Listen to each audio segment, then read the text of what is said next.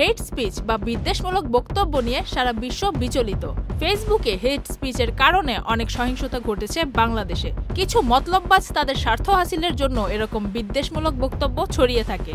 মানবতা বিরোধী অপরাধের মামলার আসামি স্বৈরাচার শেখ হাসিনার বিদ্বেষমূলক বক্তব্য গণমাধ্যম, সামাজিক যোগাযোগ মাধ্যম ফেসবুক, ইউটিউব ও এক্সে প্রচার না করতে আদেশ দিয়েছেন আন্তর্জাতিক অপরাধ ট্রাইব্যুনাল।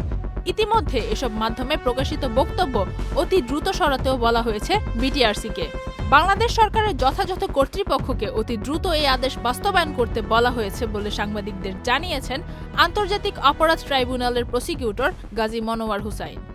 আদালতের আদেশের কথা উল্লেখ করে প্রসিকিউটর গাজী মনোয়ার হোসেন বলেন, আন্তর্জাতিক অপরাধ ট্রাইব্যুনালে প্রসিকিউশনের অধীনে যে মামলাগুলো তদন্তাধীন আছে, তদন্তকালে কোনো আসামি এমন কোনো হেট স্পিচ বা বিদ্বেষমূলক বক্তব্য দিতে পারবেন না যাতে ওই মামলার তদন্ত বাধাগ্রস্ত হয়। Double million offer Walton fridge কিনে পেতে পারেন 20 লক্ষ টাকা, রয়েছে কোটি কোটি টাকার নিশ্চিত উপহার। তিনি জানান, সোশ্যাল মিডিয়ায় মামলার একজন আসামি শেখ হাসিনার কিছু বক্তব্য ও ফোনালাপ ফাঁস হয়েছে।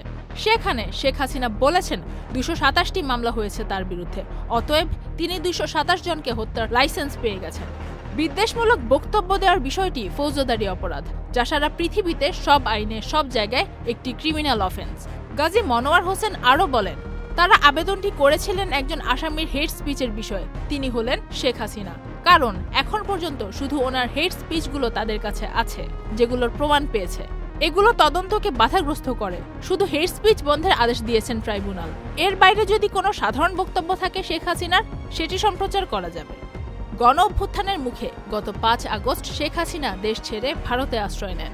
এরপর গঠিত অন্তর্বর্তীকালীন সরকারের পক্ষ থেকে আন্তর্জাতিক অপরাধ ট্রাইব্যুনালে এ আন্দোলনে সংগঠিত মানবতা বিরোধী অপরাধের বিচারের ঘোষণা দেওয়া হয়।